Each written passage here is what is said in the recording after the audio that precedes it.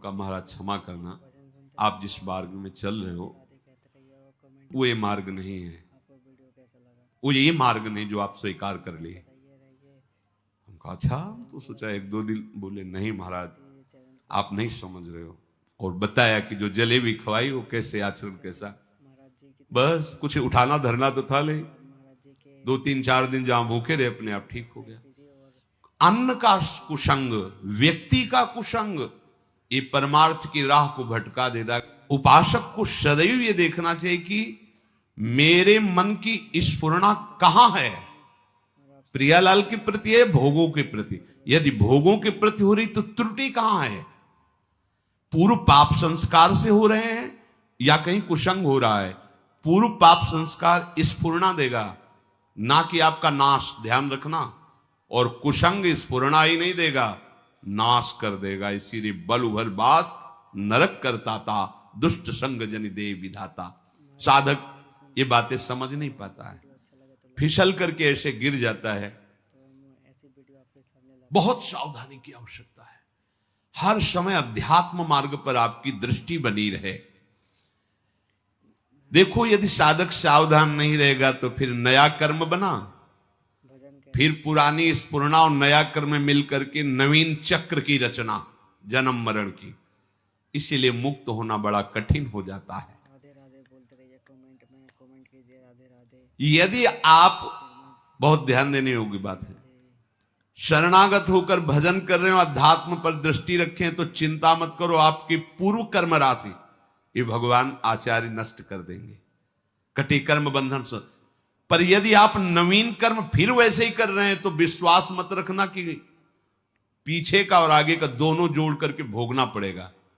पीछे की कर्म राशि तब नष्ट होती है जब अवलो नशानी अब ना नशे हो। आज तक किया पर आज के बाद चाहे प्राण निकल जाए, आज के बाद नहीं, निहाल हो गए, आज ही निहाल हो गए, आज ही निहाल हो गए। हम तो हम सर्व पापेभ्यो मोक्षयिष्यामि, मेरे सरकार बोल रहे हैं, प्रभु बोल रहे हैं। पर यदि ऐसा कि नए कर्म भी क्रियमाण भी पापाचरण हो रहा है, फिर नहीं, सिद्धांत काम नहीं करे, फिर पीछे का लागू हो जाएगा। फिर आप कहोगे कि अध्यात्म में उन्नति नहीं हो रही, कोई लाभ नहीं मिल रहा, कोई सुख नहीं मिल रहा, क्योंकि आप गलती कर रहे हो। चलनी में गैया दुहे और दोष दैव को दे। देखो आपके पीछे के कर्म प्याज जैसे बदबू वाले हैं, जमा है गोदाम में। ऊपर से यदि केसर और कपूर लाद दिया जाए तो केसर और कपूर की गंध प्याज को नष्ट करके अपना प्रभाव दिखा देगी। नाम जब कीर्तन कथा वार्ता यह है केसर कपूर, लाद दो अपने पूर्व पाप के ऊपर, भगवान नाम का वजन सब दब जाएगी, उसकी दुष्प्रवृत्तियां नष्ट हो जाएंगी। अगर कहीं वायु का झोंका चले और कपूर खुला रह जाए तो उड़ जाएगा, फिर प्याजे की गंध रह जाएगी। माया का झोंका चला और आप अपने यश कीर्ति में, अपनी बड़ाई सम्मान प्रतिष्ठा में, भजन में कमी मान सम्मान प्रतिष्ठा में बह गए तो उड़ गया कपूर, अब बचा प्याज है, उसकी दुर्गंध शुरू हो जाएगी। कितना महापुरुषों ने सूक्ष्मता से अनुभव किया है। इसलिए ध्यान रहे कि इस माया की वायु का प्रवेश आपके हृदय में ना होने पाए, नहीं दुर्गंध ही रह जाएगी, केसर कपूर की गंध नहीं रह जाएगी। ये माया के प्रवाह का, तूफान का क्या भाव समझें?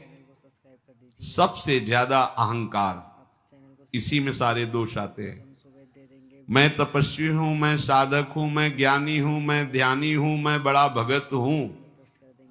इस तरह की अगर अध्यात्म मार्ग में कहीं भी कोई भी वृत्ति है तो वो आपकी दुर्वासना जो दबी हुई है उसको उठा लेगी।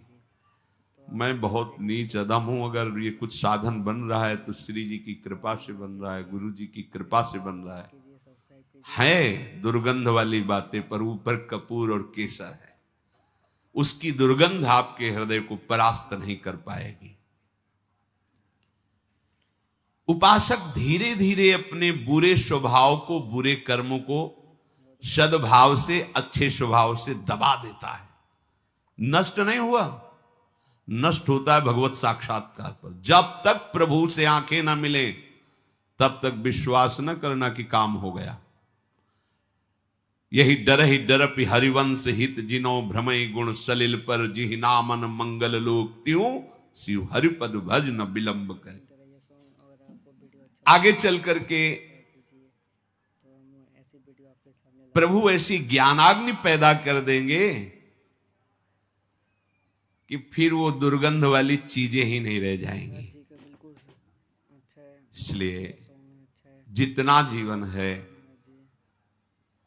एक बार हम अपने प्रभु को समर्पित करके केवल भजन में लगावें।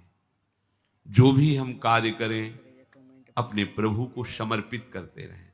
भगवान जो बार बार कह रहे हैं ना, मेरे को समर्पित करो, भगवान को कुछ चाहिए नहीं। जैसे भगवान कहते हैं यत् करोषि, जो तुम करते हो, यदश्नासि, जो तुम खाते हो, तुम मेरे को समर्पित करो। ये दुलार है। जब हम किसी वस्तु को प्रभु को समर्पित कर देते हैं तो हर वस्तु में बांधने की सामर्थ्य है माया की। कोई भी सड़ी से सड़ी वस्तु में एक माया शक्ति है जो हमें आसक्ति से बांधती है, आसक्ति से। प्रभु कहते मेरे को समर्पित कर दो। जैसे कर्म समर्पित कर दिया, अब कर्म बंधन नहीं रहेगा। भोग समर्पित कर दिया, अब वो प्रसाद हो। प्रभु तुम्हारे भले के लिए कह रहे हैं कि जो प्रभु को समर्पित कर दिया जाता है वो निर्विकार हो जाता है। बात समझो। ये भगवान तो कहते हैं कि सब तुम मेरे लिए, अगर नहीं समर्पित करोगे तो दुर्गति को प्राप्त होगे। भगवान तो नाराज होके बोल रहे हैं। नाराज नहीं, उस वस्तु का प्रभाव है। कोई भी कर्म, कोई भी यहां की वस्तु सब बांधने वाली है। समझो पहले, सब बांधते, कोई भी व्यक्ति सब बांधता है। अपने राग से सब मुझे बांधते हैं। अगर प्रतिकूल हुआ तो द्वेष से बांधते हैं। यहां कोई मुक्त करने वाला नहीं है। एक एक वस्तु, एक एक व्यक्ति, एक एक परिस्थिति केवल बांधती है। और हम साधना कर रहे हैं मुक्त होने की। कैसे करें? भगवान करे चुपचाप जो कर्म करो मेरे को समर्पित करो। इसका रहस्य क्या है? वो कर्म तुम्हें बांध नहीं पाएगा। शरीर स्वस्थ रहे, खूब भोग भोगू, मनमानी हमारी चाह पूर्ण हो, यही हमारा लक्ष्य। देख लो, शरीर में कोई कष्ट ना हो, इंद्रियों का जो भोग जब चाहूं मिल जाए, और मन चाही भोग सामग्री इकट्ठा कर लूं, इतना ही लक्ष्य है प्रत्येक मनुष्य का। अगर कोई इससे ऊपर उठाए तो अध्यात्म मार्ग का पथिक है वो। भला कैसे परमानंद की प्राप्ति होगी? अज्ञान से। अज्ञान की निवृत्ति से परमानंद की प्राप्ति है।